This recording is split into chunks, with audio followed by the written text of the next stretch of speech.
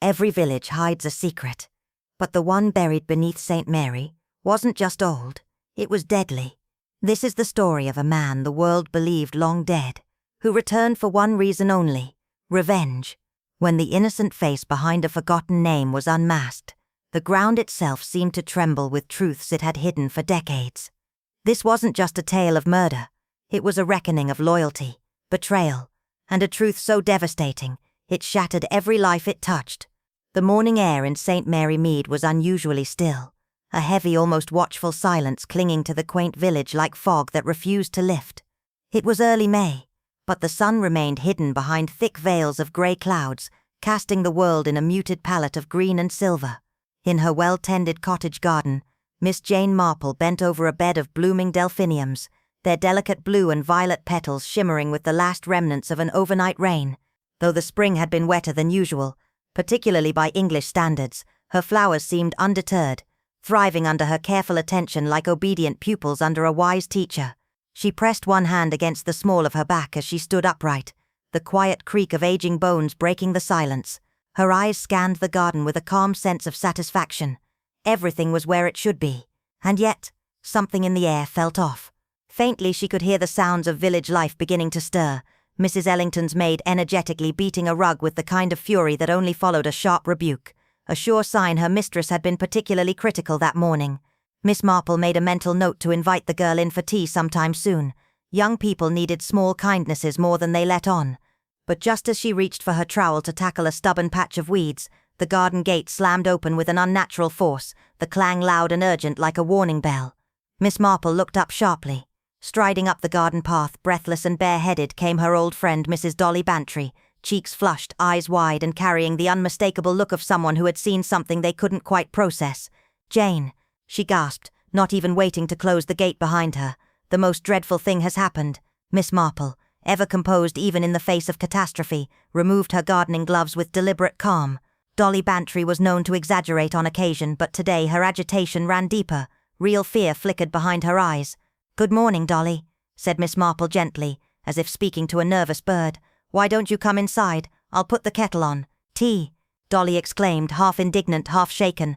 "How can you think of tea when George Mallory has been found dead, strangled in his own barn?" Miss Marple paused only a beat before replying, her hands already moving to prepare the tea. "Dear me, that is unpleasant. Poor George, he'd only just returned from London, hadn't he?" 2 days ago, Dolly confirmed, following her friend inside. "Said it was for business, though Mabel Simmons at the post office swears he never had a proper job in his life. And here's the strangest thing, he was found with a war medal placed neatly on his chest. Isn't that chilling?" Miss Marple's pale blue eyes narrowed slightly, her face composed but alert. "Was it his own medal, do you know?" "I've no idea," said Dolly, perching on the edge of her chair like she couldn't sit still. "Colonel Bantry might, but he's gone to the farm. The police are already there. Inspector Slack of all people. Not that he's ever solved anything without tripping over it first." Miss Marple offered her friend a cup of tea before sitting down with her own. "And who found the body?" she asked quietly. "Harold Thatcher. You know, that sullen farmhand George kept on despite everyone saying he was bad-tempered and secretive.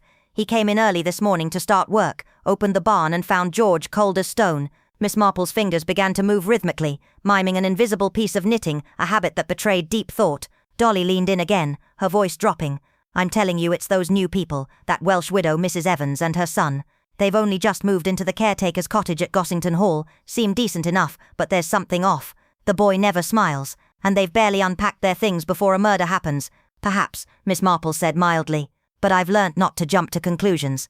Appearances, in my experience, are rarely what they seem." "Still," Dolly muttered, "George had plenty of enemies. Thomas Wilkins, for one, been arguing for months about the land by the stream, and Eleanor Hastings, she's never forgiven him for breaking off their engagement, even after all these years." A faint smile touched Miss Marple's lips. "Some wounds age, Dolly, but they rarely heal." There was a pause, filled only by the ticking of the old clock on the mantel. Then Dolly leaned back, her voice suddenly thoughtful. "Funny thing is, George seemed different when he came back, not just tired, haunted almost, like he'd brought something back from London with him, something dark. And now he's dead." Miss Marple sat perfectly still, her tea cooling in her hands. Outside, the wind had picked up, rustling the delphiniums in her garden. The village of St. Mary Mead remained quiet, but for the first time in a long while, it felt like danger had come home. Martha, the late George Mallory's housekeeper, had confided to my cook in hushed, uneasy tones that ever since his return from London, George had seemed unlike himself, nervous, skittish, and constantly peering out the windows as though fearing someone or something might appear at any moment. The day before his death, he'd paid a discreet visit to his solicitor in Muchingham, though no one could say precisely why. Upon hearing this, Miss Marple's eyes drifted into that far-off contemplative gaze her friends had come to recognize, an expression that usually signaled her mind had slipped away to examine threads the rest of them could not yet see. "That reminds me," she said softly, "of old Mr. Barnaby from Somerford, where I spent my girlhood summers. He too returned from Brighton one autumn, utterly transformed, quiet, withdrawn, and prone to sudden bursts of anger. Eventually, it emerged he had run into someone from his past, someone he had once betrayed and hoped never to face again." Mrs. Bantry, long accustomed to Miss Marple's seemingly unrelated recollections that always seemed to find eerie relevance, gave only a quick impatient nod. "Well, all I know is, the village is in a complete uproar. Margaret, George's sister, is absolutely beside herself. Dr. Haydock had to be summoned. She's not taken food or rest since the news broke." Miss Marple folded her hands gently in her lap, her expression touched with quiet concern as her gaze wandered to the garden, where nothing seemed disturbed. The gentle clinking of a bicycle bell rang down the lane. The baker's boy was seen exchanging bread for coin with Mrs. Hargreaves, and 2 barefoot village children chased a hoop with squeals of laughter, the calm surface of village life seemingly undisturbed. And yet beneath that serene exterior, the old woman could feel it, the unmistakable tremor of something dark having stirred. The following afternoon she made her way with quiet determination to the vicarage, an ivy-clad building that had stood watch over St. Mary Mead for 2 centuries, its weathered stones now host to a gathering charged with nervous curiosity. As she walked the gravel path with her knitting bag tucked beneath her arm, she knew well that inside awaited not just tea and polite conversation, but a courtroom of sorts, where theories, suspicions, and half-truths would fly cloaked in good manners. The drawing-room was nearly full when she arrived, its warm hearth still welcome in spite of the soft May breeze outside. Mrs. Clement, the vicar's well-meaning but overly imaginative wife, greeted her warmly. "We were just talking about poor Mr. Mallory. Can you imagine such a thing happening here?" Miss Marple offered a muted "indeed," and took the seat nearest the fire, her sharp eyes sweeping the room. Mrs. Price Ridley was perched stiffly, her absurd cherry-laden hat bobbing indignantly with every word. Dr. Haydock leaned back with his usual air of clinical detachment. Miss Weatherby and her sister sat side by side on the sofa, whispering behind gloved hands, while Mr. Pethick, the solicitor, stood by the fireplace deep in conversation with the broad-shouldered Thomas Wilkins, the very neighbour who had long disputed land boundaries with the deceased. "Inspector Slack is convinced those newcomers are to blame," Mrs. Clement said, pouring tea with trembling hands. "The Evans woman and her odd son. Very convenient timing, wouldn't you say?" "I would," sniffed Mrs. Price Ridley with relish. "That boy's eyes always watching. Gives me shivers. My Emily said he was snooping around the old stone wall near the East Field just last week, asking about its history. Who does that?" "Boys do ask questions," Miss Marple said calmly, "especially when they feel out of place." But Thomas Wilkins scoffed. "That boy's no ordinary lad, and the mother's worse, jumps every time someone so much as sneezes. I've seen it." Miss Marple accepted her tea without comment, but turned politely to Wilkins. "You knew Mr. Mallory rather well, didn't you?" Wilkins stiffened slightly. 15 years side by side, but we weren't friends. George didn't make friends. He hoarded grudges like a miser hoards coins." Mr. Pethick raised a brow. "I recall you both disputed the water rights along Dinglereem, quite heatedly if I'm not mistaken. All resolved months ago," Wilkins replied tersely, though a flicker of unease crossed his face. Miss Marple said nothing. She didn't need to. She had already observed what mattered: Wilkins's avoidance of eye contact, the tremble in Mrs. Clement's teacup when Mrs. Price Ridley mentioned the medal, and the way Dr. Haydock glanced sideways every time the Evans family was mentioned. Something had shifted in St. Mary Mead. A storm had passed unseen, but its pressure lingered, and Miss Marple, seated quietly among them, had already begun unravelling the first invisible thread. The late afternoon light slanted through the ivy-framed windows of Zerra Cottage as Miss Elmira Gray set down her teacup with an air of deliberate calm, though her mind was anything but. The sudden death of George Calwell had pierced through the stillness of St. Aldan's like a crack in glass, silent at first but quickly spreading. Elmira, no stranger to human darkness after years as the village schoolmistress and quiet confidante to generations of broken souls, found herself once more drawn into a mystery, knotted with whispers, half-truths, and eyes that flinched when they met her gaze. Maureen the greengrocer had confided that George had spent hours alone in the village library archives just days before he died, sifting through old war records no one had touched in decades. That alone might have passed unnoticed. But the box Elmira saw Inspector Rowlings quietly remove from George's study the next day, a small wooden chest, corners worn smooth by age and glinting with a hint of brass, set her suspicions burning anew. Inside, someone said, was a war medal, but it wasn't George's. It bore the name of a long-missing officer, Lieutenant Ewan Farris, presumed dead in 1944 during a covert mission gone wrong. That name struck a chord in Elmira's memory, uncoiling a buried story her grandmother once whispered by candlelight, of a soldier who returned from war with empty eyes and blood-stained hands, unable to speak the truth of what he had done. Now in the present, the past stirred again. At Reverend Aldridge's gathering that evening, polite conversation quickly shifted beneath the surface tension, like teacups balanced on trembling fingers.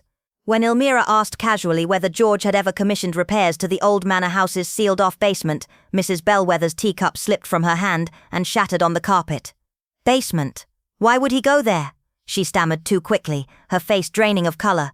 Later, Dr. Fenwick muttered under his breath that George had indeed summoned the manor's retired caretaker just weeks before his death, a man who hadn't set foot on the property in 20 years. What had George discovered? Why now? The next morning, under the veil of early mist, Elmira entered through the rusted rear gate of the manor and descended into the forgotten basement. There, in the stale silence thick with old dust and rot, she found a single page torn from a journal lying beside what appeared to be dried blood. The note was scrawled in a hand that shook with fury. He remembered. I warned him once, there won't be a second. Her breath caught. This wasn't just murder, it was a reckoning long overdue. George had stumbled upon something buried, not just beneath stone floors, but in the hearts of those who still walked these lanes with secrets clawing at their souls. The war had ended on paper, but for men like George, Farris and those who knew them, it had never truly stopped.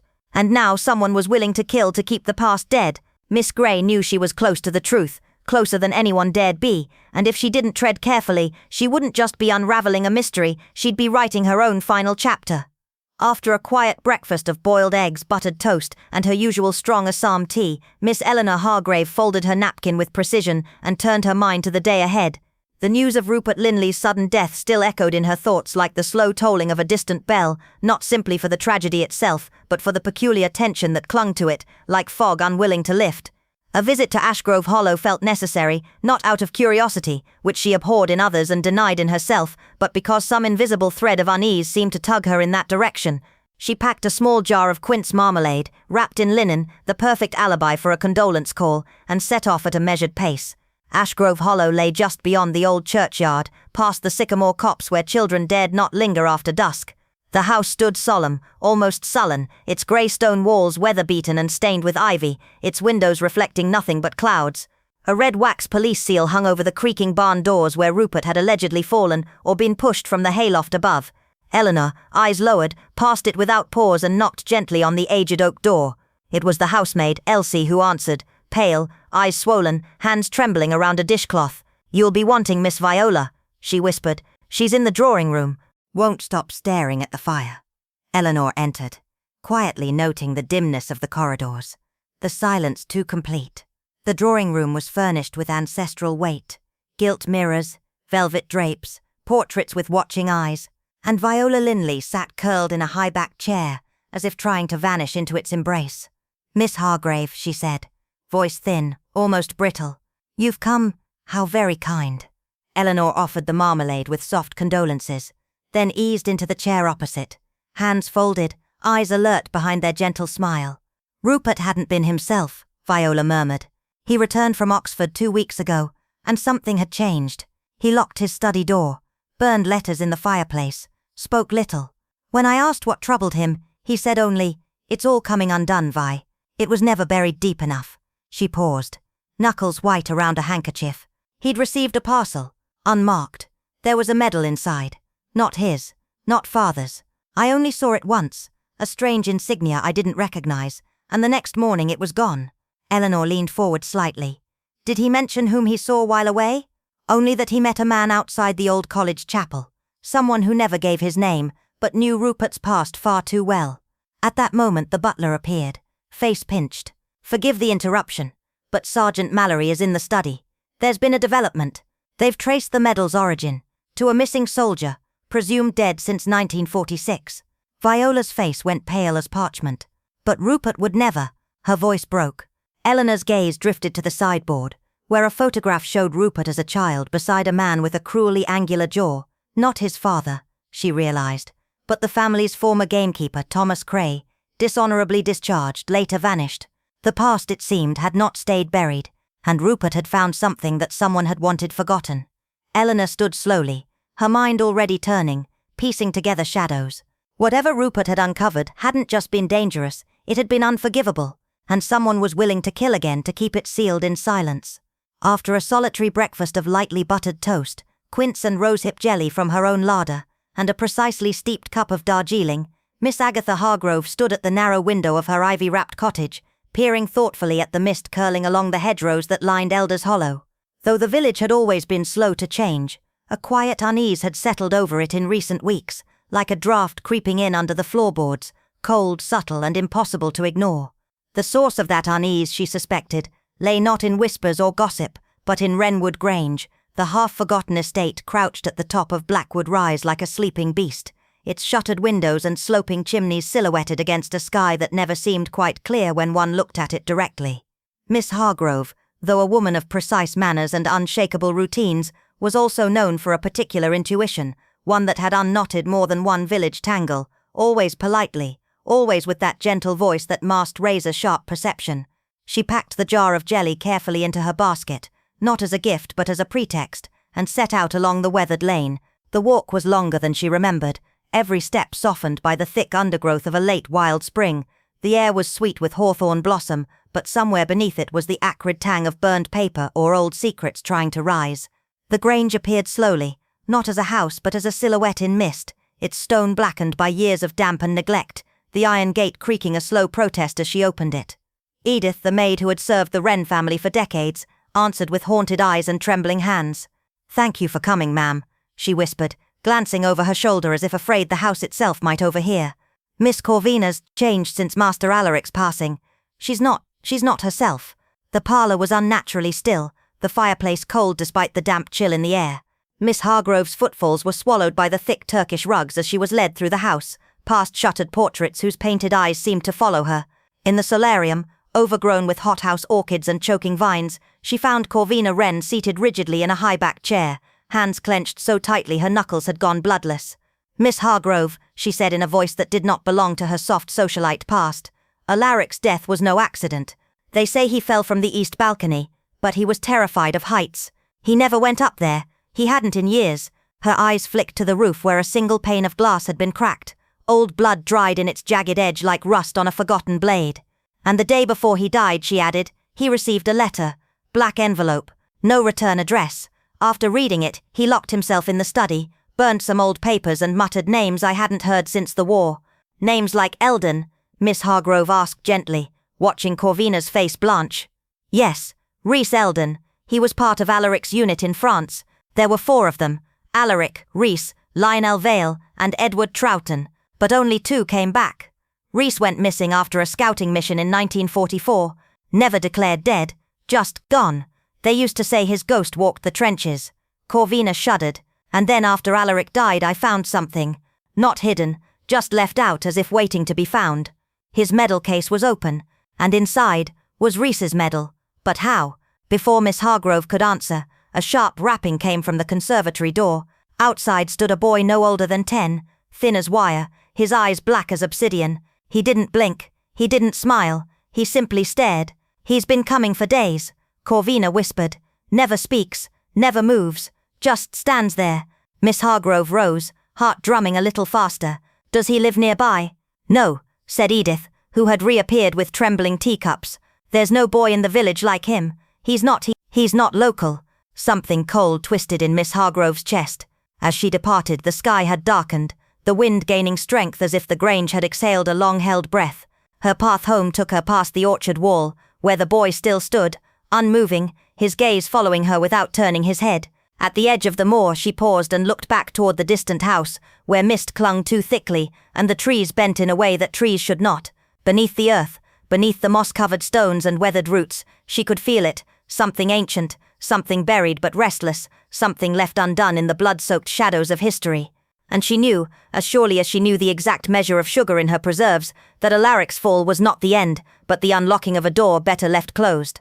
Persuaded to oversee the ring toss by the vicar's overly persuasive wife, a woman who deployed social obligation with the precision of a general mobilizing troops, Miss Eliza Penhallow found herself reluctantly stationed beneath the striped awning of the midway, surrounded by overexcited children and the shrill laughter of the Jameson twins, who manned a stall of peculiar globby ceramic animals that everyone pretended to admire out of politeness, but secretly found rather grotesque. Despite the cheerful clamour of the village fete, the bunting fluttering like trapped butterflies, the organ music wheezing valiantly through the breeze, and the scent of sugared almonds mingling with trampled grass, Miss Penhallow's gaze, ever sharp behind her modest spectacles, fixed almost at once on the anomaly at the edge of the merriment.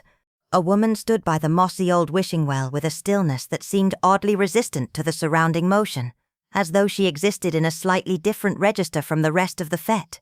Her coat was pale grey, crisply pressed yet unmistakably worn at the cuffs, and her hat, a dark, heavy thing more suited to November funerals than early June, cast a deep shadow over her fine-boned face. She looked to be no older than 35, with eyes too quiet, too watchful, and a posture that suggested she'd spent years learning how not to flinch.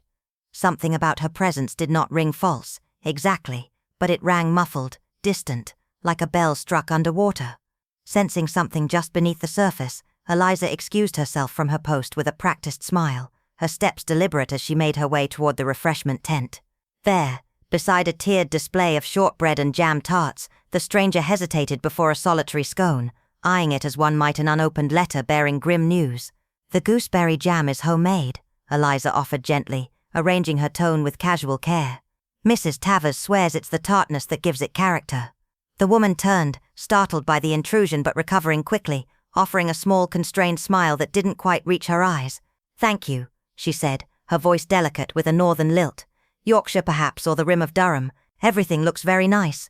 "I don't believe we've met," Eliza continued, all warmth and polished curiosity. "I'm Eliza Penhallow. Retired now but still nosy, I'm afraid." The woman hesitated, then replied, "Claire Redfern. I've just moved into the old Miller cottage, with my brother." Eliza nodded with gentle approval, though inwardly she noted the faint, instinctive hesitation before the woman had spoken her name. "Ah, the Miller place," she said. "I know it well. Charming if a bit temperamental. The windows rattle like spirits in the wind, and the cellar leaks secrets in the spring." Claire's smile thinned. "We've noticed. My brother Owen is handy, thankfully, though he prefers to keep to himself. We're not really village people." "Many say that," Eliza replied lightly, "until the village decides otherwise." Claire glanced away, her eyes skating the crowd with quick bird-like movements. "We were near Darnwick before, smaller even than this.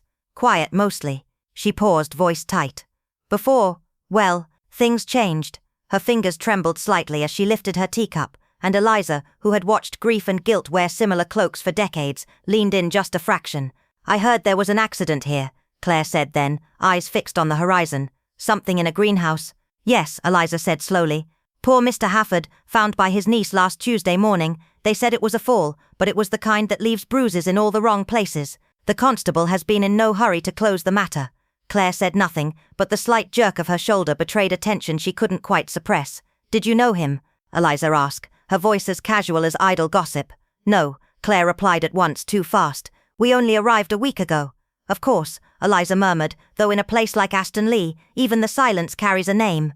Claire's eyes met hers then, dark, unreadable, but haunted, like someone who had learned to live with ghosts not of her choosing. "If you'll excuse me," she said abruptly, stepping away before the conversation could turn again, "I should find Owen." And just like that, she slipped into the crowd, vanishing between bodies and bunting with the ease of someone used to leaving no trace. Eliza watched her go, her mind already sorting details like puzzle pieces: threadbare coat, reactive posture, trembling hands, a brother who may or may not exist. Something in Claire Redfern was fractured, not broken entirely, but damaged in the way of something bent too long under weight. Returning to the ring toss, Eliza spotted a lean, pale boy loitering behind the far stalls. He stood with arms crossed, unnaturally still, his eyes sweeping the fete like someone taking inventory. He had Claire's sharp features, the same quiet intensity, but something colder behind the gaze, like he had seen too much, too young, and decided early that the world owed him nothing. As the breeze shifted, it brought with it a strange metallic tang, like rust and forgotten tools, sharp and wrong against the sugary air of the fete. Eliza inhaled slowly and tucked a strand of silver hair behind her ear, her spine straightening not with fear, but with quiet resolve. Claire Redfern had come to Ashton Leigh bearing more than just luggage, and if Owen Redfern existed, then perhaps he was not the only shadow she had brought with her. The fete would pass as all village affairs do, but some presences linger long after the bunting is packed away, and some truths, Eliza suspected, were just beginning to stir. Something felt wrong the moment Dr. Marian Fletcher stepped out of her ivy-wrapped cottage that morning, an old sensation she hadn't known in years, like the chill that lingers long after waking from a forgotten nightmare. Morden Hill, usually buzzing with gentle laughter and friendly chatter on market days, was unusually subdued today, as if the village itself was holding its breath beneath the grey sheen of the overcast sky. The stalls were out, bunting fluttered faintly, but the cheer was painted on beneath it. Something simmered. Fletcher's gaze landed almost immediately on a tall, unfamiliar man standing near the crumbling dovecote at the edge of the green. He didn't move, didn't browse, didn't speak, just stood there like a fixed point in time, observing everything with a gaze that was too focused, too deliberate. His coat was heavy, out of season, and though his face was thin and expressionless, there was something tightly coiled beneath the surface, as though violence and memory were just a heartbeat away. Fletcher, a former pathologist and once consultant for the Met, recognized that kind of tension, men who'd seen too much or done too much. She didn't approach immediately. Instead she watched, standing behind a marmalade stall while he moved, only once to speak briefly to a teenage girl, who shrank back visibly after only a few words. Something in Fletcher stirred. Not quite fear, but alertness. It sharpened further when she noticed Constable Merrick nearby, speaking in hushed tones to Reverend Giles, both of whom were clearly watching the same man. "Newcomer," Giles said when she joined them, barely whispering. "Came on Thursday, rented the old wharf cottage." Fletcher blinked. "The one that burned?" Giles nodded grimly. "Claims he's tracing family roots. Says he's a nephew of Harold Fenwick." The name hung in the air like a bell toll. Fenwick, the quiet, reclusive postmaster found drowned in his own well less than a month ago, officially labelled a misstep. Fletcher hadn't believed that then, and she certainly didn't now. Before she could respond, a sudden commotion near the flower stall drew everyone's attention. A pushcart overturned, and a satchel had tumbled open, scattering its contents. Yellowed papers, old photos, and most damningly, a black and white military photo fluttering face up on the ground. Merrick lunged to gather them, but not before Fletcher saw what she needed. 5 men in uniform, dated 1951, with a young Harold Fenwick in the centre. The satchel's flap bore the initials AF, and yet the stranger was already approaching, his voice sharp and too rehearsed as he claimed the bag as his own. "Family documents," he said. "Private," but Fletcher saw the panic beneath his calm, the flicker in his eye when Merrick didn't immediately hand it over. "He says he's Fenwick's nephew," Giles murmured beside her. "But I checked. No one ever heard of Harold having kin. No letters, no visitors, nothing. Man lived alone for 30 years. Fletcher's mind worked fast now, connecting threads. That satchel hadn't been meant to fall. That photo wasn't supposed to be seen. And the stranger's urgency wasn't about sentiment. It was about secrecy. The crowd had started to notice now. Whispers rising like a low tide. Faces turning, glancing toward the man who didn't belong. And he knew it. He turned, eyes sweeping the people before landing squarely on Fletcher, locking for a moment too long. In that instant she felt something shift, as though some old door in her mind had creaked open. Some memory not quite formed, some name not yet spoken. There was history here, buried deep in the village's soil, a fire, a drowning, and a war-era photo no one was meant to see. As the stranger disappeared back toward the wharf path, his limp more pronounced than before, Fletcher felt the chill return to her bones. The last time she'd felt it was during the Barrington case in '63, right before 2 more bodies turned up, and as the church bell began to toll in the distance, slow and heavy, she realized something awful. The dead weren't finished talking, not yet, and someone right here in Morden Hill, had waited years to make sure they stayed silent. Inspector Reese Lockhart stared at the tarnished medallion resting cold in his gloved palm, its engraved initials nearly worn smooth with age, C.H., barely legible beneath the dust of decades. The air in the library was musty with old parchment and forgotten secrets, and across from him, Miss Eliza Ellison adjusted her spectacles with a furrowed brow. "Does this mean anything to you, Miss Ellison?" he asked softly, but her face remained unreadable. "Only the initials, perhaps Charles Hawthorne," she ventured, and the inspector gave a slow, grim nod. "My thoughts exactly. Captain Charles Hawthorne, vanished during the Ardennes retreat, declared missing, presumed dead. They never found his body." His voice held the weight of ghosts long unburied. Miss Ellison glanced down at the medallion again, her breath catching in her throat. "And this was discovered on Harold Petter's, pinned to his chest," Lockhart confirmed, "like a message, or a curse. Peters was no soldier, just the retired groundskeeper. And yet someone deliberately placed this on him after he was strangled behind the rectory. And his own possessions, untouched, Lockhart said tightly. His war memorabilia, if any, remained in the drawer. And the Hawthorne estate, locked up since Lady Evelyn's death last year. No visitors, no trespassers, at least, none that we know of. Miss Ellison's voice dropped to a whisper. The past leaves bruises, Inspector, and some bruises don't fade. Not even after 50 years. But Lockhart's eyes were sharp, unsentimental. This isn't about history. This is about murder. Fresh blood. I'm seeing Martin Cole tonight. He was with Hawthorne in 45. I want to know what they left behind. That night, the sleepy fog that usually blanketed the village came late, allowing a pale yellow moon to cast long shadows over the cobbled streets. Miss Ellison, not known for venturing out after dusk, appeared unexpectedly at the Iron Fox, the weathered pub near the village outskirts, where whispers lingered longer than laughter. A little supper might lift my mood, she had told Reverend Dale, who agreed to accompany her with gentlemanly cheer. The pub was dim, its fire low, and the scent of soot mixed with stale ale. In the farthest booth sat Martin Cole, hunched over his pint like a man weighed down by years no one else could remember. A long scar ran from temple to chin, and his right hand trembled faintly, even when still. As Reverend Dale spoke politely of mundane village matters, Miss Ellison's ears attuned to the low, gravelled conversation at Cole's table, where two men had joined him. "Lockhart came to see you," one asked. Cole nodded without looking up, wanted to talk about Charles, and that bloody winter, about the farm. Roseland Farm, the second man said darkly, his voice shaking. "We swore never to speak of that place again. What could I say?" Cole muttered, "That we left him behind, that we heard him scream as the snow buried him, that it was my decision to go." There was a silence thick and suffocating, until one man whispered, "Harold had a letter, from Charles, from that day, I saw it." Cole looked up slowly, eyes burning with something between rage and regret. "He promised to destroy it." "Apparently he didn't," the first man said flatly. The conversation shifted then, to safer things, weather, politics, crops, but Ellison had heard what mattered. As she walked home with Reverend Dale beneath the settling fog, she remarked with calculated ease, "Cole stayed in the military long, didn't he?" Dale frowned. "Cole, no, he was out after 46. Frostbite. Head trauma. Spent a year in hospital. They never cleared him for duty again."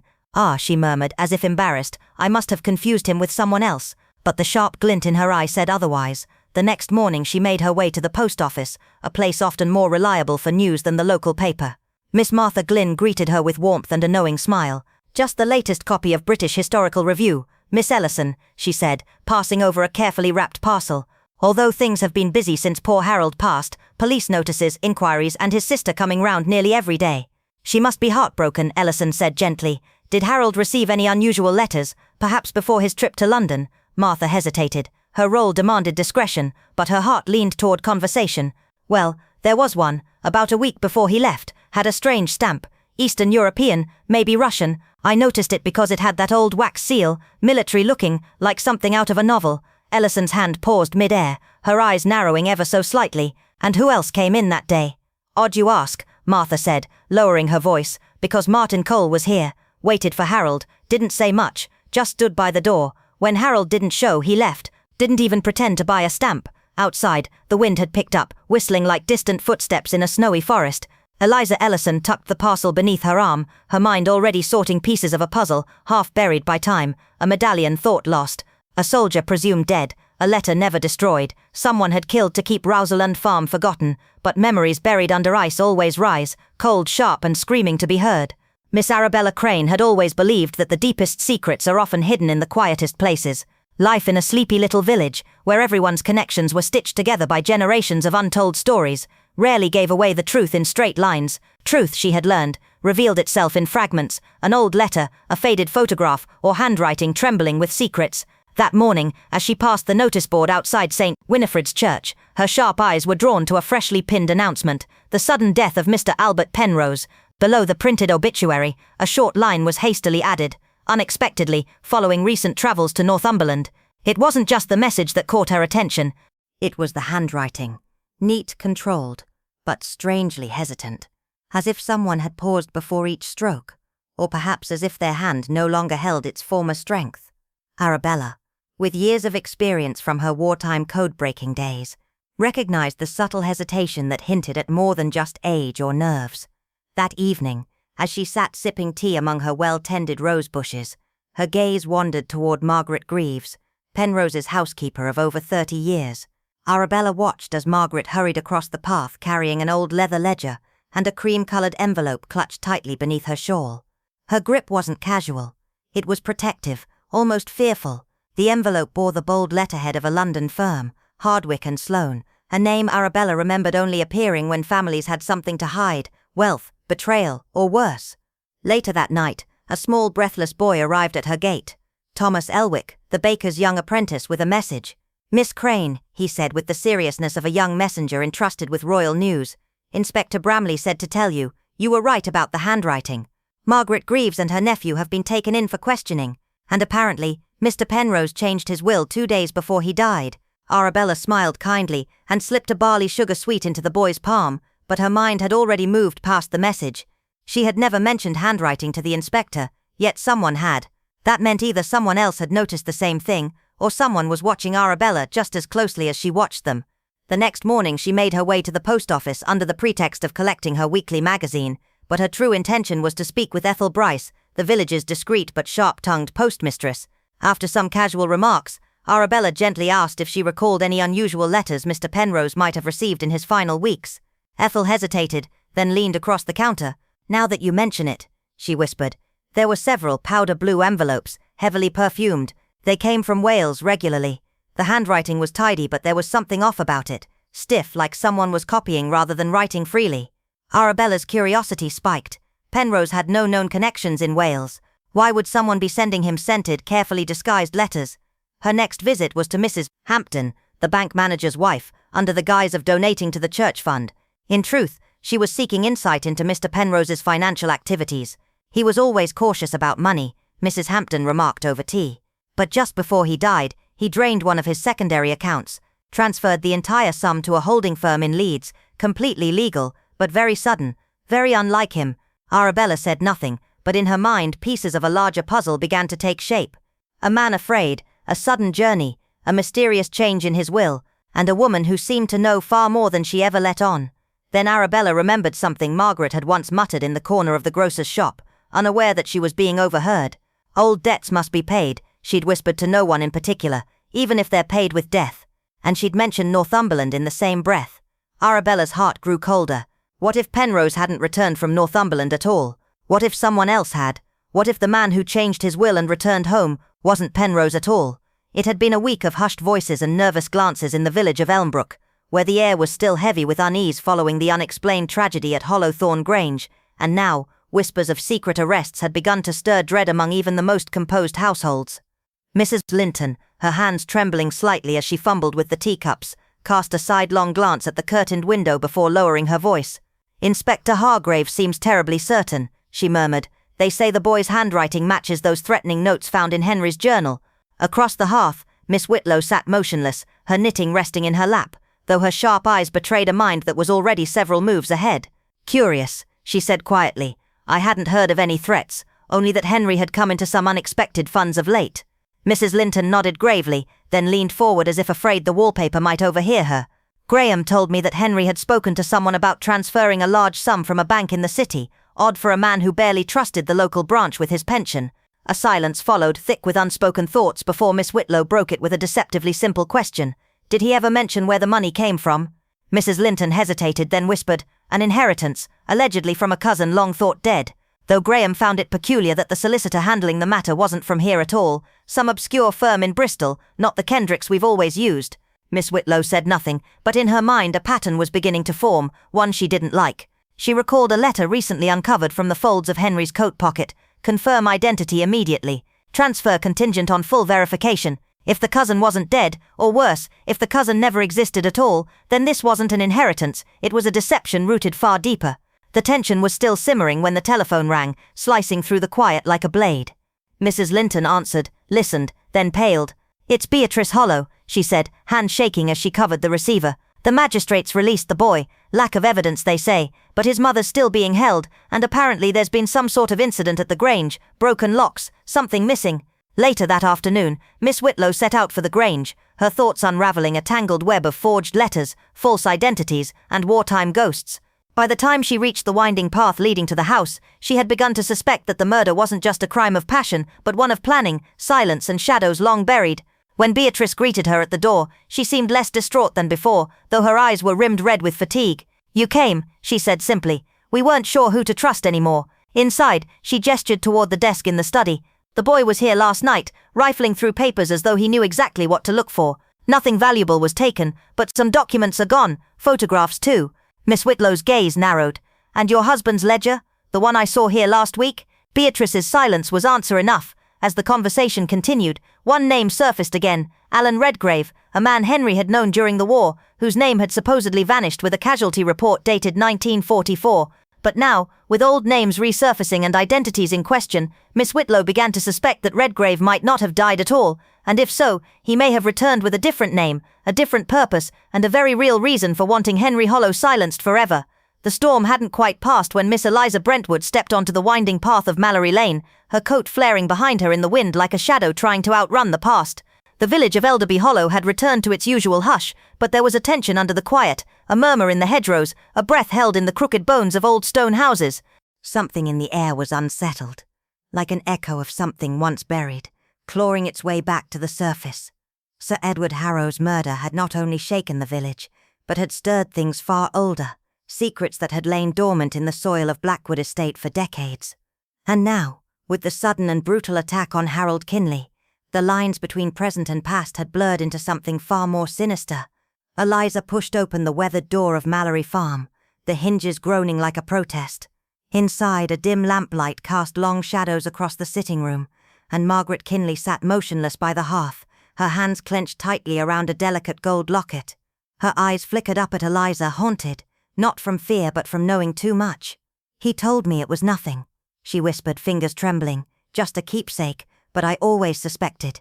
Eliza gently took the locket, clicking it open to reveal a faded photograph. It showed a much younger Sir Edward, standing beside a woman whose face was mostly turned, and between them a small boy. The child's eyes were unmistakably familiar.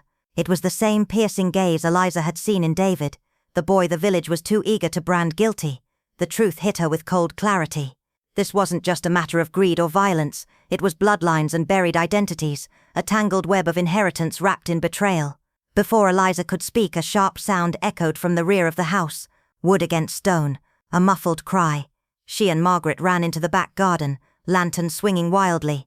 There, beneath the weather-worn arbor, Thomas the gardener lay crumpled in the gravel, his temples smeared with blood, a broken stone lying beside him.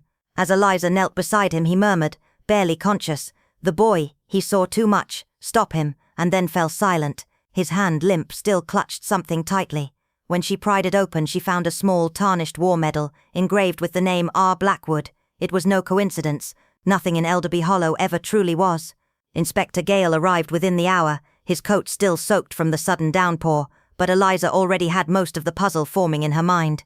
This medal, once presumed to have vanished during the war, had been in Edward Harrow's possession all along, and now she suspected it had re-emerged because the rightful heir, the boy David, was dangerously close to uncovering what had been stolen from him by a generation clinging to their secrets.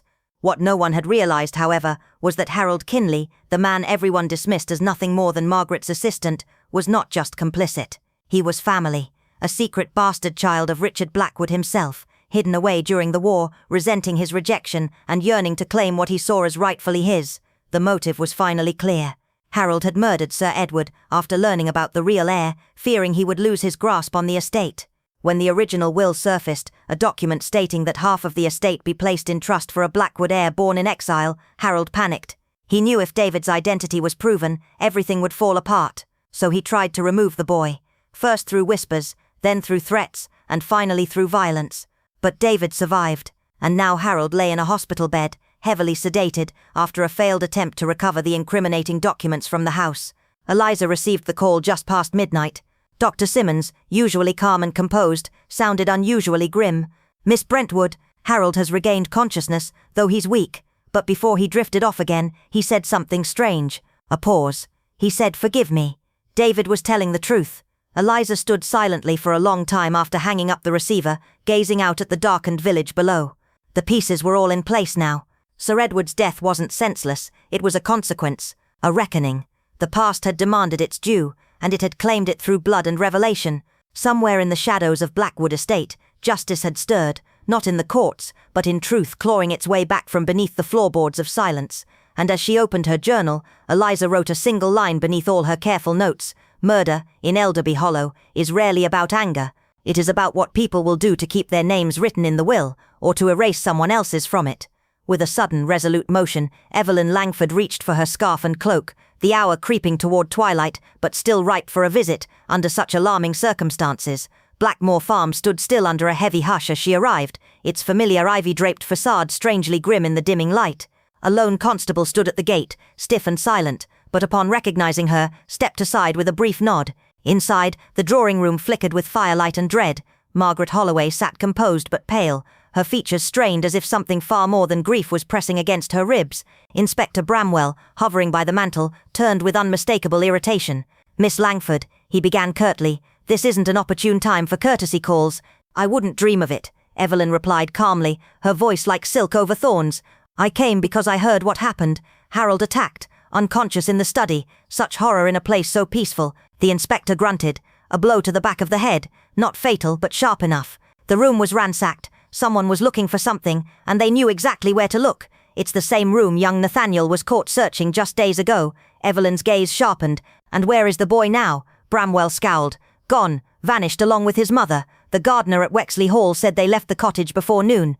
Margaret spoke suddenly, her voice edged with tension. "Inspector, I told you the window was smashed from the outside. Nathaniel is barely 15. Harold's a grown man, ex-military. He wouldn't have been overtaken by a child." Evelyn's interest piqued. "Same regiment as my brother, George. He never spoke much of it, but Harold showed up about 8 years ago, mentioned his service, and George took him in, no questions asked." Evelyn's mind began racing. A war veteran resurfaces 8 years after the armistice, seeking out a comrade, embedding himself quietly into his life, and now a violent break-in, the targeting of a boy, and an old photograph gone missing. "That photo," Evelyn said as Bramwell stepped out to speak with his constable. "The one on your mantelpiece, the group of 4. It's gone, hasn't it?" Margaret blinked. "Why, yes. How did you notice? Who was the one behind the camera?" Evelyn asked, voice low. "George always wrote, the 3 Musketeers plus one behind the lens." Margaret's brow furrowed. "Richard Holloway, my other brother, the one no one spoke of. He disgraced the family during the war. There were rumors of desertion." The next morning, Evelyn arrived at Dr. Pritchard's surgery, ostensibly for a routine visit, though her mind was fixed on a far more targeted inquiry. "I was wondering," she said lightly as he checked her blood pressure. "About injuries. Nerve damage from burns, perhaps. My cousin served in the East and writes with a strange kind of stiffness now. Deliberate yet trembling." The doctor nodded. "Yes, a common after-effect. The effort to suppress a tremor can produce a peculiar, almost artificial control. I've seen it in many former soldiers." Evelyn tilted her head. "Like Harold." Dr. Pritchard looked up. "Yes, left-handed now. Though he wasn't always. His right hand was badly damaged. Most assume it's just age. But I've seen the records. Severe burns, possibly sabotage or accident during active duty." Evelyn said nothing but tucked the knowledge away like a blade. Later that afternoon, as she visited the local school under the pretense of assisting with reading lessons, her thoughts turned sharp. Harold had never belonged here by accident. He came searching. For what, or for whom, Evelyn wasn't yet certain, but she suspected the answer lay not in the photograph itself, but in the hands that once trembled to take it. A storm of thoughts hit Anjali like a sudden squall, unsettling, insistent. Without a second thought, she grabbed her coat and hat, her steps echoing in the cold silver light of the moon as she made her way to Goshgar Farm, where a chilling secret waited to be unearthed. The silence wrapped around the farm like a shroud, broken only by the lonely figure of a police constable standing by the gate, his presence a mute witness to something unspeakable. "Miss Anjali?" he asked, recognition flickering in his eyes. "You may go inside." Inside the drawing room, Margaret's face was pale. Her eyes betrayed a weary tension, and Inspector Rawat's presence made the atmosphere feel even more frigid. "This isn't the time for tea, Miss Anjali," he said with poorly concealed irritation. "I felt the urgency to come," Anjali replied calmly. "Have you found anything?" "Harold Malhotra was attacked in the study, blunt force trauma to the head. He's alive but barely," said Rawat. "The place was torn apart, like someone was desperately searching for something." "The same study where Deepak was caught snooping around last month?" Anjali asked. Rawat nodded grimly. And now both mother and son have vanished. But I saw the window, it was shattered from the outside. Margaret interjected anxiously. How could a scrawny boy take down a man with a military past? Military? Anjali latched onto the detail. Margaret hesitated. George and Harold served in the same regiment. Harold was hired without references. That stopped Anjali in her tracks. The details lined up like ghosts from the past. An old soldier, reaching out to a former comrade, followed by a string of suspicious events. Margaret, where is the photo that used to be on your mantel? The one with George, Captain Bhaskar, and Mr. Joshi. Margaret paled. It vanished a few weeks ago. Maybe Deepak took it. But what was so important about it? Was there anything written on the back? Anjali asked quickly. Just a note, 3 friends and 1 behind the camera, in George's handwriting. Behind the camera? Anjali whispered. Could it be Richard Siegel? Margaret's expression grew somber. Yes, George rarely spoke of him. Said he was discharged in disgrace. Cowardice, they said. The next day, Anjali visited Dr. Hussain under the guise of a checkup, but had only one question in mind. Doctor, do injuries affect handwriting? Certainly, he replied. Damage to the nerves of the hand often results in tremors, but it creates a strange kind of mechanical neatness, a deliberate stiffness. Like Harold's? Anjali asked. Yes, he was originally right-handed, but now writes with his left. Later that afternoon she visited the school. Over tea, the principal, Miss Sharma, remarked, Deepak was a bright child, but his handwriting was odd. Though he was clearly left-handed, his writing style suggested early right-handed training. Anjali's heartbeat quickened. There was that same artificial precision, that same strange steadiness. Just then, a commotion outside the post office drew her attention. Miss Fernandez was gesturing wildly. An old letter just arrived, she announced. Addressed to Richard Siegel, return to sender, deceased. That's what the Welsh postmark says. That day had been full, but the night promised something far darker. 3 days later, Anjali gathered several key people in her modest drawing room. Inspector Rawat, Margaret, Dr. Hussain, lawyer Mr. Mathur, and most curiously, a grim-faced man named Mr. Bakshi from the legal firm Bakshi, Lal and Roy. Why are we here? Rawat asked sharply. Because I believe I know, not only who killed George, Anjali said softly, but also why. And it all begins with a secret buried during the war. She turned to James Joshi. You, George, Bhaskar, and Richard, 4 soldiers. Bhaskar died in France. Richard vanished. So why did George wear a medal bearing Richard's name? What are you implying? Margaret demanded. George went to London and found something, or rather someone.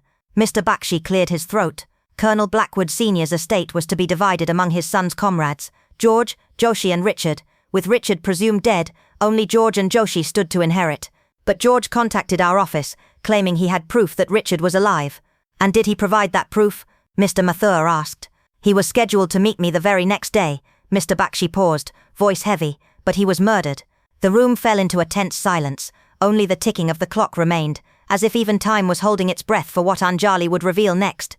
A hushed stillness had fallen over the sprawling estate of Darbhanga House when Detective Asha Rathore stepped into the fading sunlight, her eyes already scanning for shadows that whispered secrets. Hours earlier, an anonymous letter had arrived at the local station, neatly typed, unsigned and soaked in dread, claiming a betrayal buried deep in the soil of war and family honor. The victim, Colonel Ramesh Malhotra, found dead in his study with an old war medal clenched in his lifeless hand and an unfamiliar military jacket draped over his chair. But this wasn't about inheritance alone. This was a reckoning years in the making. He died clutching someone else's memory, Asha murmured more to herself than anyone else, as she studied the medal's inscription, for valor, Lieutenant Arjun Roy. That name hadn't been uttered in decades, not since the colonel's infamous testimony led to Roy being declared a deserter. Inside the drawing room, Mrs. Malhotra trembled beside her brother Raghav, the family lawyer, as Inspector Rajput interrogated the staff. Colonel hired a gardener 5 years ago. No ID, no records, whispered Meera, the housekeeper, said he reminded him of someone from the past. Asha's attention snapped toward the garden, where the new caretaker, a man named Vikram, had vanished since morning. And who was he really? She muttered. Sometimes the dead bury the living. Digging into military archives, Asha uncovered that Lieutenant Arjun Roy had been listed as missing, presumed dead in 1991, after a mission went awry in Manipur, his last known companions being Colonel Malhotra and Major Sudhir Kaul. But Kaul had died in a fire a year later. Only Malhotra lived on, decorated and respected, or so it seemed. Asha tracked down a retired field medic in Assam who remembered treating a badly burned soldier years ago, a man with no memory, no identity and an intense fear of uniforms. He called himself Veer, but his left hand always trembled when he wrote, the medic said. That tremor matched the anonymous letters the colonel had received over the past year. But if Arjun Roy had survived with amnesia, had he returned hiding in plain sight, the gardener, Vikram? Suddenly, everything clicked into place. The war medal, the left-handed writing, the odd familiarity the colonel saw. That night, in a remote village hospital, under police protection, the wounded gardener finally spoke. His voice was gravelly, eyes distant. I remembered his face, the moment he left me bleeding in that ravine. He thought I'd die. He took my name, my medal, my honor, and made me vanish. So you returned as Vikram, Asha whispered, to find the truth. No, I returned as a brother, he said softly, to mourn the man I used to be. But the twist no one expected came from Raghav, the lawyer. He wasn't alone that night. The betrayal was sanctioned. Malhotra was ordered to eliminate Roy. Someone feared he knew too much. That someone, a government official whose name appeared in Roy's classified report on arms smuggling within the ranks. The war was never really over, so Malhotra's death, Rajput began, wasn't about money, Asha finished. It was justice, with a badge of honor left as judgment. In the silence that followed, the storm outside broke, lashing the old windows with wind and rain, as if nature itself demanded retribution for decades of silence. The final rays of dusk cast long shadows across the cold drawing room of Elderwood Manor, where the scent of aged wood and dried lavender clung to the air like memories too stubborn to fade. Inspector Langdon stood by the unlit fireplace, his fingers brushing the brittle edges of a decades-old war photograph that had been discovered, torn, stained and hidden behind the panelling of the late Colonel Faulkner's study. Opposite him, Miss Helena Darnley, retired governess turned reluctant sleuth, sipped her lukewarm tea, her expression unreadable beneath the rim of her wide-brimmed hat. The fire, she said softly, was no accident. It was meant to erase not a man, but a past too damning to survive scrutiny. There was a pause, then the whisper of wind through the broken window pane. "You're suggesting the colonel faked his death?" Langdon asked, voice taut. Helena's eyes met his. No, he was already dead. What burned that night was not him, but the truth he thought he'd buried forever. She rose and walked toward the dusty portrait of Faulkner above the mantel, lifting it aside to reveal a scorched diary page sealed in a metal frame, untouched by flames. The key to this mystery lies not in what happened last week, but 23 years ago in a trench near Whodunit, where 3 men made a pact and only one returned home. Her voice dropped, but not as himself. Langdon's brow furrowed as Helena continued, revealing that the man known as Faulkner had in fact assumed the identity of his fallen comrade Captain Alistair Wynne after a misreported death during the war left no one alive to challenge the lie. The real Faulkner had died in the mud and blood of France, while Wynne, shell-shocked and disfigured, saw a chance at redemption by becoming someone else, someone respected, with wealth, a name, and no past to haunt him. But the secret had never been entirely his to keep. Unbeknownst to him, a mute gardener who worked on the grounds for 30 years, Mr. Corwin, had once served under Wynne and recognized the man the moment he first saw him. He said nothing for decades, silently watching the imposter build his life, marry and raise a child not his own. But then came the blackmail letters, the altered will, the fire, each piece leading back not to greed but revenge. Helena revealed that the true instigator was none other than Meredith Wynne, the colonel's wife, who had discovered the truth after stumbling upon war records that didn't match her husband's past. Torn between love and betrayal, she had confronted him and was met not with denial, but despair. On the night of the blaze, she had tried to destroy the evidence, only to find the man she thought she knew already lifeless, having taken his own life, leaving behind a confession tucked into the frame of the portrait. The fire, then, was her failed attempt to cleanse the guilt. As the silence in the room thickened, Langdon finally exhaled, the weight of years pressing into his chest. Outside, the first stars pierced the evening sky, blinking faintly over Elderwood's looming silhouette. Helena stepped into the hall, her heels echoing softly on the marble floor, her thoughts already drifting to the boy who had grown up in that house, Faulkner's so-called heir, who now would have to reckon with the legacy of a name never truly his. Some truths, she mused, do not shatter a life in one moment. They seep into its corners like water through stone, until nothing familiar remains. And in the stillness of the English countryside, where hedgerows conceal more than rabbits and secrets lie thick as moss on ancient walls, the past is never truly buried. It waits, it watches, and when the time is right it returns.